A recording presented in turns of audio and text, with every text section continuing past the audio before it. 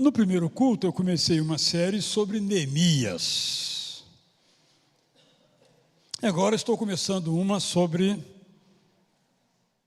a primeira carta de Paulo aos Coríntios. Eu quero fazer dois apelos a você, que estão interligados.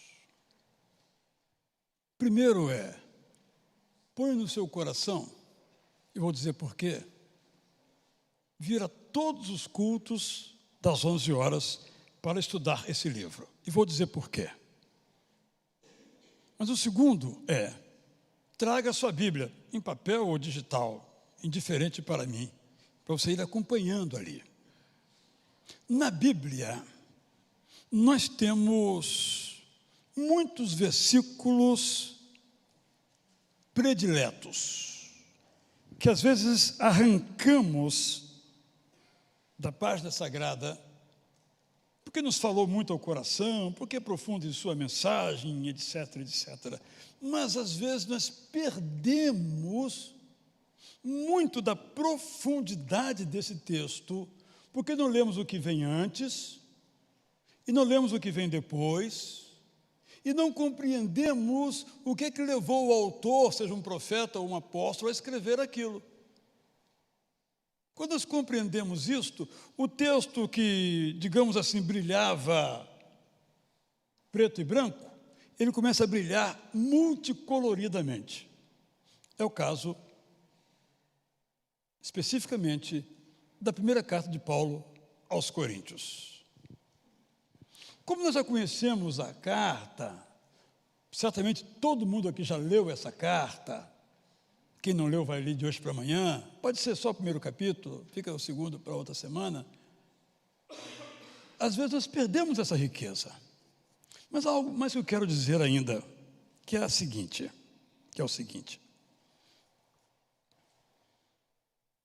O apóstolo Paulo escreveu a sua carta em grego.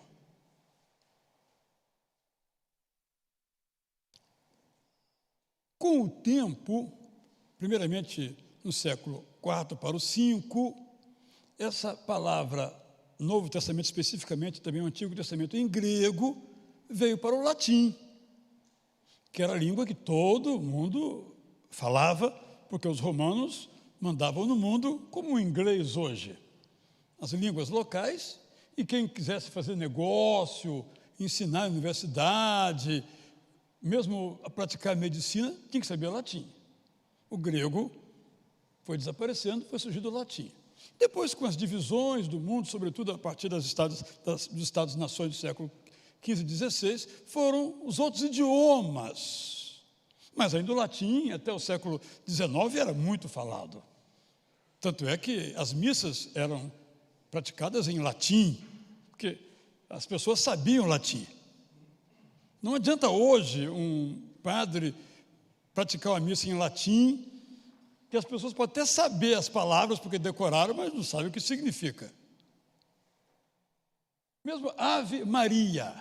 A maioria não tem a menor ideia do que seja Ave Maria. O que significa Ave Maria? A expressão, embora seja conhecida popularmente, mas o significado as pessoas não apreendem. Porque a língua, o idioma é dinâmico. Eu vou dar um exemplo muito claro a todos. A palavra treta. Treta é uma palavra moderna ou antiga? Parece que é moderna. Mas ela é antiga. É do latim. Só que o significado dela é outro. O que é treta hoje? Não fale. Se você souber, parece que você é uma pessoa que acompanha reality shows, não fica legal para você, não precisa falar não, tá? Mas ok, não é? Mas se não tiver treta, não tem audiência. Entenderam, né? Captaram a mensagem. Então é mais ou menos isso. Mas essa palavra lá no passado queria dizer colocar para fora. No latim, só para entendermos um pouquinho, ela foi mudando de significado. Então as palavras mudam de significado, ou morrem alguns significados, surgem outros significados. Quando nossos primeiros tradutores para a língua portuguesa, o primeiro, que foi João Ferreira de Almeida, trouxe a Bíblia, ele trouxe a Bíblia numa linguagem que as pessoas entendiam. Quando Camões compôs os Lusíadas, ele compôs num português que as pessoas entendiam. Vá você hoje, ou vá eu hoje, sem um dicionário, ler os Lusíadas. Não só as palavras, os vocábulos são complexos, como a maneira de escrever é de trás para frente. A frase. Com o tempo, essas traduções foram passando por revisões, atualizações na linguagem, porque as palavras mudam de significado. Já contei isso aqui. Se você for aqui do Hospital Evangélico, assim que você entrar no frontispício, tem uma palavra, caridade. Essa palavra no grego é ágape. Ágape, no grego, entre outras coisas, significa caridade, e significa amor, significa festa, celebração. Os tradutores traduziram por amor, mas amor, muito vulgar, né? Vamos colocar caridade, e todos entenderam. Mas depois, caridade, para nós, o que é caridade? Fazer alguma coisinha para ajudar alguém. Eu tenho um problema com a palavra misericórdia. É uma tradução para uma palavra bíblica, mas misericórdia está muito associada a tiro de misericórdia, que é exatamente o oposto do significado da palavra misericórdia. Quer tirar a vida de alguém? E misericórdia, ao contrário, é trazer a vida a alguém. Então, o que eu quero com os irmãos, nesse nosso companheirismo, nossa parceria aqui, é ler, relendo a carta, como se o apóstolo Paulo escrevesse para nós hoje, sem termos que voltar ao primeiro século. Trazê-lo até nós. Claro, alguns acham que para entendermos a Bíblia, nós temos que ir lá naquele tempo. Mas, gente, isso é para especialista. Então, a nossa tarefa é trazer a Bíblia para o nosso tempo. Então, eu vou ler o primeiro capítulo numa tradução tradicional. No meu caso, vou ler na NAA, está aqui comigo. Você pode ler na sua, seja qual for, é a mesma coisa, mudando uma coisinha aqui, outra ali. É bastante claro, mas tem algumas coisas que não são muito do nosso vocabulário ou do nosso modo de pensar. Vamos lá. 1 Coríntios 1. Paulo, chamado pela vontade de Deus para ser apóstolo de Cristo Jesus, e o irmão Sóstenes, a igreja de Deus que está em Corinto, aos santificados em Cristo Jesus, chamados para ser santos, com todos os que em todos os lugares invocam o nome de nosso Senhor Jesus Cristo, deles e nosso. Que a graça e a paz de Deus, nosso Pai, e do Senhor Jesus Cristo estejam com vocês. Verso 4. Sempre dou graças ao meu Deus por vocês, por causa da graça de Deus que foi dada a vocês em Cristo Jesus. Por quê?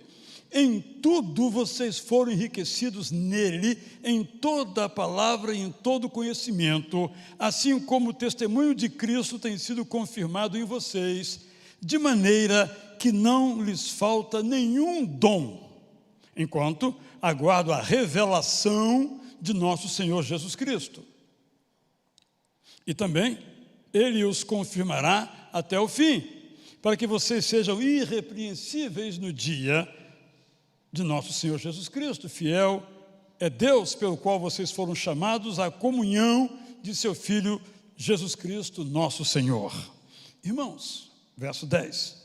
Pelo nome de nosso Senhor Jesus Cristo, peço-lhes que todos estejam de acordo naquilo que falam e que não haja divisões entre vocês, pelo contrário, que vocês sejam unidos no mesmo modo de pensar e no mesmo propósito.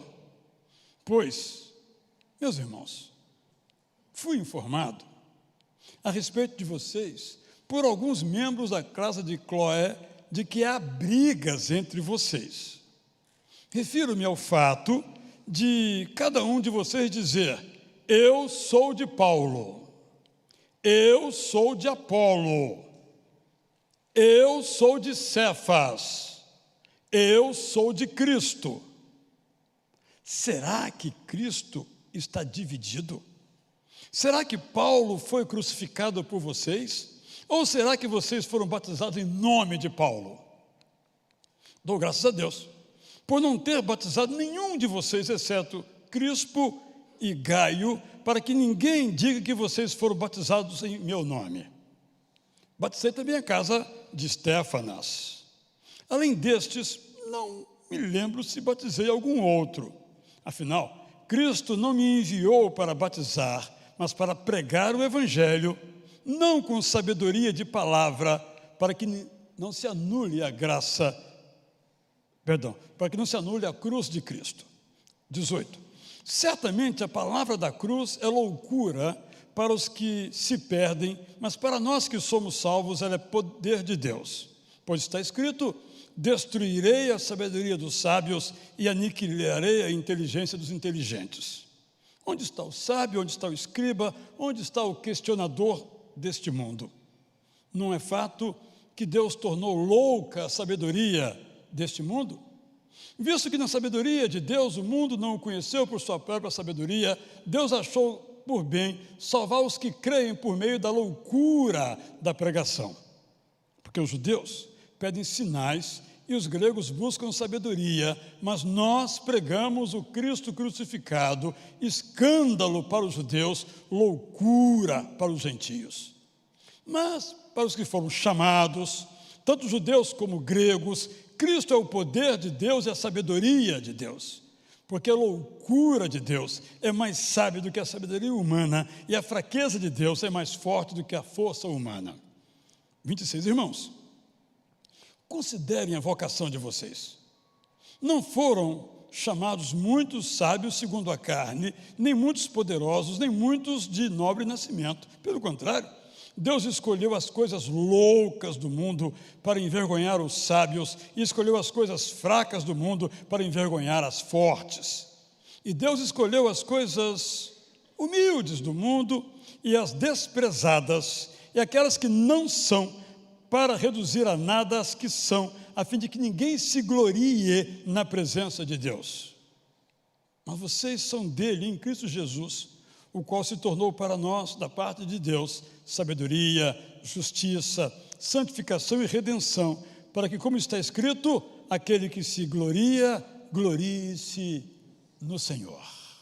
Agora eu vou ler, então, na versão que estou chamando ao alcance de todos, como se Paulo escrevesse hoje.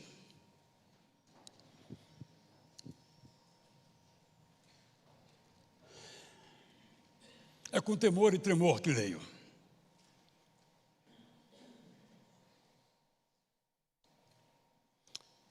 Caros irmãos da igreja em Corinto, aqui quem lhes escreve é Paulo, escolhido por Deus, enviado por Jesus Cristo para lhes anunciar o Evangelho. Para escrever essa carta, conto com a ajuda do irmão Sóstenes. Para mim, vocês fazem parte de uma comunidade de pessoas que Jesus Cristo separou para viver de modo santo. Juntos na mesma fé, em muitos outros lugares do mundo, há pessoas que, como nós, creem em Jesus Cristo como Senhor. Desejo, então, que a graça e a paz do nosso eterno Pai e do nosso Senhor Jesus Cristo estejam com vocês. Verso 4 e seguintes. Sempre agradeço ao meu Deus por vocês. Agradeço-lhe pela graça que Ele lhes concedeu por meio de Cristo Jesus. Sei que Deus lhes tem dado o que precisam para que cresçam de modo sólido na compreensão da sua palavra, e especialmente no entendimento do que é o Evangelho de Cristo. Tendo isto, de nada mais precisam nesse tempo que antecede a segunda vinda do nosso Senhor Jesus Cristo. Continuem firmes na comunhão com o nosso Senhor Jesus Cristo, sempre cientes de que Deus é fiel e confirma as promessas que lhes faz. 10. Caros irmãos, eu lhes apelo em nome do Senhor Jesus Cristo. Procurem viver em harmonia uns com os outros e acabem com os conflitos que os têm dividido. Tenham como desejo viver em harmonia uns com os outros, numa clara unidade de propósitos. Digo-lhes isto porque vocês vivem brigando, como eu soube, através de alguns irmãos da família da irmã Cloé, recentemente chegados aqui. Eles me relataram que alguns de vocês dizem: eu sigo Paulo, outros eu sigo Apolo, outros eu sigo Pedro, outros eu sigo Cristo. O que é isso, meus irmãos? Vocês acham que Cristo está dividido? Só falta alguns dizerem que fui crucificado por vocês ou que alguns foram batizados no meu nome. Ainda bem que não batizei a nenhum de vocês, com exceção dos irmãos Crispo e Gaio.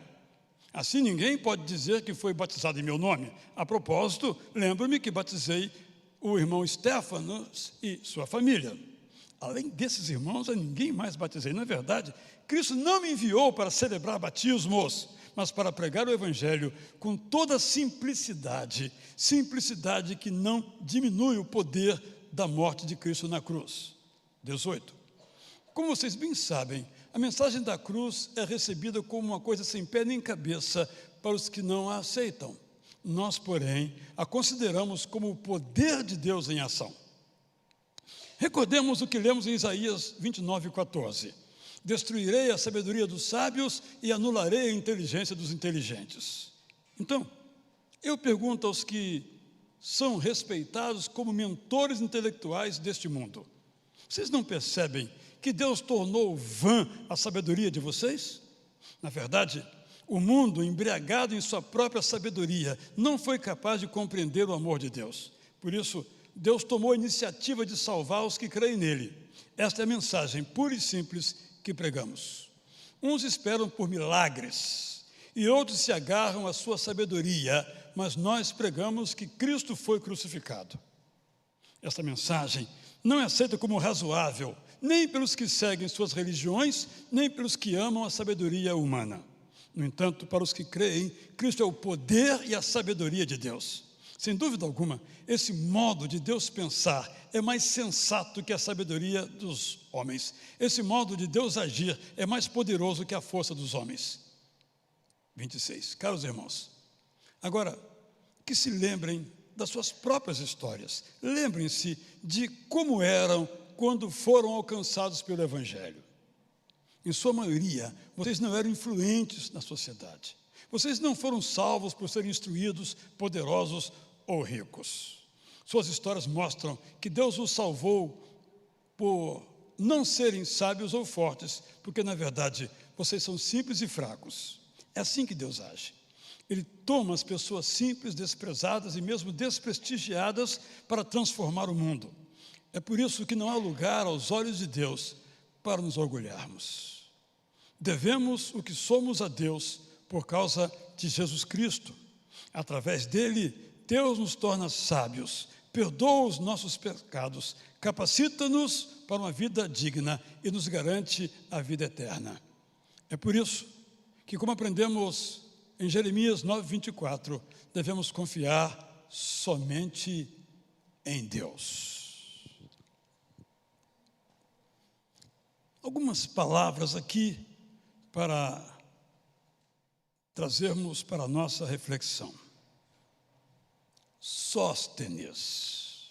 Ao usar esse nome, ao reconhecer o trabalho do irmão Sóstenes, Paulo está nos dizendo o seguinte: ele e nós fazemos o que fazemos porque formamos uma equipe. Isso se aplica à nossa família. O pai não faz nada sem os seus filhos, que nada fazem sem os seus pais. A esposa nada faz sem o seu marido, o marido nada faz sem ele. E assim, todos os outros relacionamentos. Equipe, Sóstenes faz parte da equipe de Paulo. Todos nós aqui integramos uma equipe. Na família, no trabalho, na igreja, até no lazer. Sozinho, pouco ou nada realizamos. Paulo reconheceu o apoio inestimável de Sóstenes. Quem é o seu Sóstenes? Ou podemos ser menos humildes. Quem são os seus Sóstenes? Porque temos muitos para contar. Então contemos.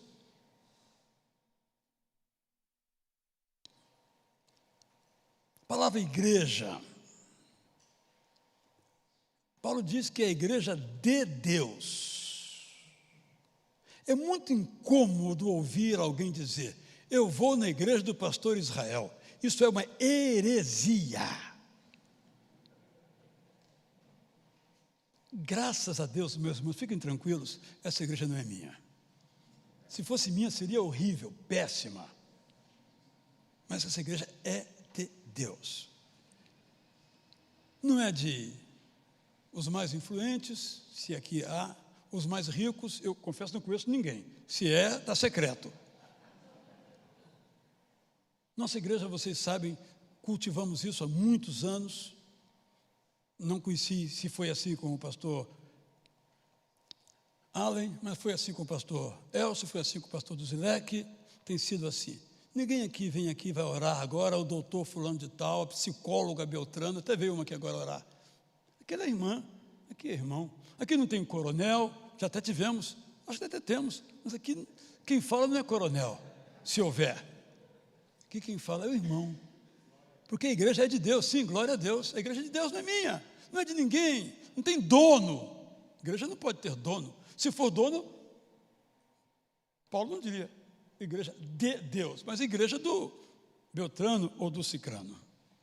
No verso 7, na tradução tradicional, nós lemos assim: de maneira que não lhes falta nenhum dom. A importância de entender todo o texto, porque Paulo aqui não fala do dom espiritual, como, por exemplo, o de línguas, ou qualquer outro dom, ou de pregar. Não é disso que ele está falando. Ele está falando que nós já temos o que nós precisamos. Já temos a salvação, sobretudo. Nós já temos o ensino da palavra de Deus, nós já temos o que nós precisamos. Não temos que reinventar o Evangelho. Gente, na filosofia é assim. Os filósofos têm uma proposição, aí eles vão lá nos clássicos, geralmente nos socráticos ou pré-socráticos, às vezes alguns outros do período antes da Idade Média. Aí ele vê aqueles pensamentos e pensa assim: o que eu vou propor de novo?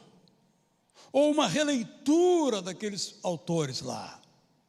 Isso é o modo da filosofia agir e prosseguir trazendo respostas. Isso faz parte do seu modus operandi. E algumas pessoas nas igrejas acham que as igrejas têm que ficar inventando coisas. Acho que tem algumas que têm um departamento de invenções. Agora é isto, não vou dizer nenhuma palavra que possa definir o que eu estou me referindo aqui. Agora é aquilo, como se o Evangelho fosse novo. O Evangelho, queiramos ou não, é velho. O que muda é a maneira de o apresentarmos, para que as pessoas que têm outro vocabulário, outro modo de pensar, possam entender. Mas o Evangelho é o mesmo, seja em grego, em latim ou em português, o Evangelho é o mesmo. Mas cada era tem um Evangelho da renovação espiritual. Aí divide a igreja quem é renovado e quem não é renovado. O Evangelho da prosperidade, quem não acredita que Deus faz todas as coisas e nos torna ricos, esse não entendeu o Evangelho. Aí o outro, não, mas não é isso, não, no mundo tereis aflições. Cada um usa o versículo que bem quer para reinventar o Evangelho. Mas sua igreja tem apóstolo? Na minha igreja tem apóstolo. Em nenhum momento da história da igreja houve apóstolos, a não ser no tempo de Jesus e Paulo. Mas agora parece que algumas pessoas entendem que estão acima de Paulo e tem que ter apóstolo na sua igreja. Só estou mostrando como a gente cai vítima de modismos que são reinvenções do Evangelho e nos afastam, como diz Paulo, da simplicidade do Evangelho. Acho que posso ilustrar aqui, alguns não sei se tiveram isso nas suas vidas, espero que não, né? Mas teve uma época no Brasil que não era crente que não tivesse um dente de ouro. Já nasceu dente de ouro na sua boca? Alguns se lembram disso, não lembram? Hoje é tão absurdo, hoje é tão ridículo.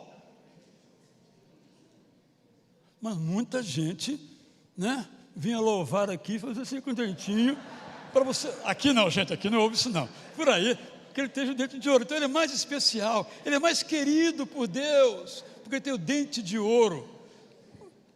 Só que o dente, acho que ele fica meio assim, enferrujado, é ouro, né? Sei lá o que é. Aí vem uma outra moda. O que vem amanhã a gente não sabe.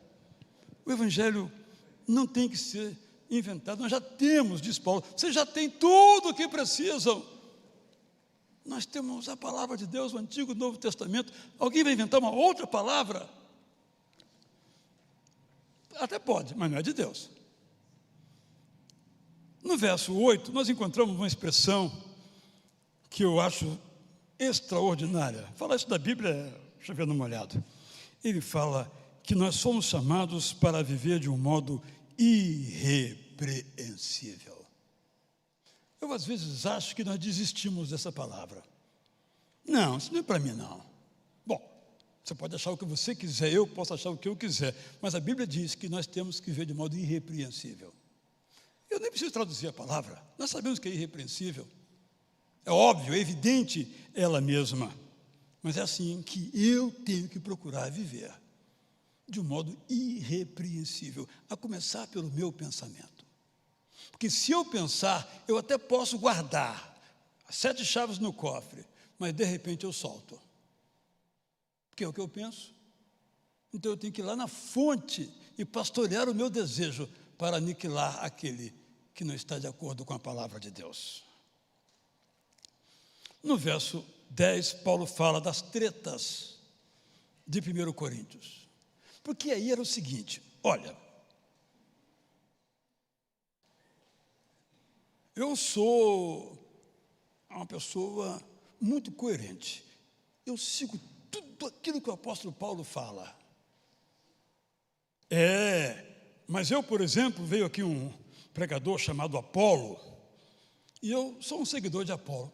Extraordinário, como prega bem aquele Apolo. Pois vamos ver, a igreja de Corinto achava que Paulo não pregava nada. Esse é outro detalhe. Outros não. A quem foi que falou, tu és pedra, e sobre essa pedra ficarei minha igreja? Foi Pedro, ou Cefas. Eu sigo a Pedro, sou seguidor de Pedro. Instagram do Pedro, estou lá, seguidor. Aí chega o super crente, espiritualzão mesmo, aquele cara assim que, irrepreensível, diz, na minha humildade, eu sigo a Jesus Cristo. Vamos encerrar essa conversa? Porque eu sigo a Jesus Cristo, eu não sigo esses homens aí não. Uma maneira de, Paulo chama isso de pretensa piedade, falsa humildade, que às vezes se torna irresistível. O apóstolo Paulo então nos coloca uma tarefa, humanamente falando, perto do impossível, que nós devemos ter harmonia entre nós, harmonia na família, harmonia na igreja, harmonia no trabalho, porque na harmonia é com os nossos Sóstenes que nós construímos as coisas, e não deletando Sóstenes, cancelando Sóstenes, porque ele pensa diferente de nós. Que doença é essa que nós mergulhamos?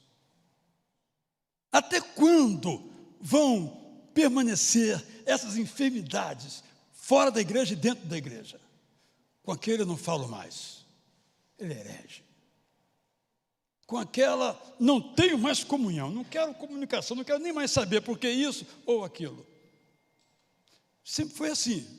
Não é diferente agora. Só que agora tudo ganha um contorno midiático. Todo mundo fica sabendo a quem você segue. Tem pessoas aqui, por exemplo, positivamente falando, que leem a Bíblia na YouVersion. E eu sei que horas acordam. Fulano de tal, tem lá o nome, porque eu estou na mesma vibe dele, leu agora o versículo tal, do livro tal, e criou uma imagem. Olha que coisa bonita, coisa positiva. Tem alguém lendo a Bíblia junto comigo, que eu e o Verso tem essa comunidade dos leitores da Bíblia. Mas, por outro lado, tem outros espaços, outras oportunidades de negar, de xingar, de cancelar. Mas isso é lá fora, é lá no mundo. Bem, deveria. Mas nós estamos no mundo, mas para viver de modo irrepreensível e não para aderir aos valores do mundo. É uma constante vigilância. Portanto, treta é boa no reality, é boa na política, mas nós temos que ter a mente de Jesus. Humanamente impossível, vamos ser honestos, mas é o ideal que é colocado diante de nós. Depois, nos versos 17, 18, Paulo usa a palavra loucura. Deus é louco, é o que ele diz. Deus é maluco, é a palavra dele, não é minha não, gente. Deus é fraco, é isso que ele diz. O que ele está dizendo? Gente, vocês se acham os máximos, os sábios, os santos, os poderosos? Mas Deus não trabalha desse modo. Deus trabalha de um outro modo. Deus trabalha com os fracos. Alguns aqui já viram, é um material antigo, que o RH de uma empresa, é uma ficção, né? Recebeu os currículos dos apóstolos para trabalhar na empresa. Todos os apóstolos apresentaram o seu currículo, né? Em inglês é application, né? Aplicaram para aquela empresa. Aí o RH, se me perdoa os psicólogos, uma brincadeira, uma psicóloga olhou, brincadeira, gente, não foi psicólogo não, eu estou inventando aqui agora, só para mexer, olhou aqui e disse, Paulo não pode trabalhar na nossa empresa não. Paulo inclusive concordou com a morte de Jesus e guardou a roupa dos assassinos de Jesus. E Paulo é brigão a beça. Ele não quis trabalhar com o Barnabé mais, mandou o primo dele embora, lá o João Marcos, porque o Barnabé não sei o que e tal. E Paulo, e lá em Corinto, vai perguntar a fama de Paulo lá em Corinto. Não dão uma cartinha lá não. Irmãos de Corinto, manda uma cartinha aqui para o Paulo. Não mandamos a carta não. Isso é uma antiga história, eu inventei mais um pouquinho aqui. Já que é história inventada, eu posso inventar o que eu quiser e vocês também. Apenas para dizer que foi com esse Paulo que Deus alvoroçou o mundo. Com Tomé, gente. Com Tomé, só creio se, vê para crer. Mas precisa ver para crer? Tomé, comigo é assim, tem que ver para crer. E assim, vários outros. Aí o DP da empresa disse, olha, esses não são contratáveis. Vamos procurar outros. Não deve ter achado, evidentemente. É assim que Deus faz. Eu vou me aprofundar um pouco mais, se Deus me permitir, na semana que vem, sobre essa loucura. Mas é o modo de Deus agir. O modo de Deus pensar. Nós queremos pensar do nosso modo ou do modo de Deus. É uma escolha que temos que fazer. Compreender, então, fazer. E por último, saltando aqui algumas expressões, nós chegamos ao verso 31. É uma citação, como eu já mencionei na paráfrase de Jeremias, aquele que se glorie-se no Senhor, isto é, em Jesus. Como eu anotei, devemos o que somos a Deus por causa de Jesus Cristo. Através dele, isto é, de Jesus Cristo, Deus nos torna sábios, perdoa os nossos pecados, capacita-nos para uma vida digna e nos garante a vida eterna. Uma frase longa. Qual é o sujeito? Deus. Sou eu? Através dele, eu fico sábio, eu me perdoo a mim mesmo, eu me capacito para uma vida digna e eu garanto a minha vida eterna. Então, se não é assim, mas ao contrário, é Deus quem faz isso, por que eu vou me gloriar ou confiar em mim mesmo? Por isso que devemos confiar somente em Deus. Esta é a mensagem de 1 Coríntios, capítulo 1. Mensagem que nós já sabemos qual é. Mas nós temos que voltar à Bíblia sempre para sermos lembrados do que já somos, ou para descobrir o que é que nós ainda podemos ser. Por que Paulo escreveu essa carta? Porque aqueles irmãos precisavam ouvir. Ele escreveu outras, só temos 2. Mas não ficaram registradas, guardadas. Por quê? Eu creio que o Espírito Santo achou que não era necessário, 2 estavam boas. Já diziam tudo. E Paulo escreveu por algumas razões, mas escreveu, simplifiquemos, porque aquela igreja precisava ouvir aquela palavra. E nós sempre precisamos voltar ao Novo Testamento para entender aquilo que Deus quer da nossa vida pessoalmente e da nossa vida como cristãos.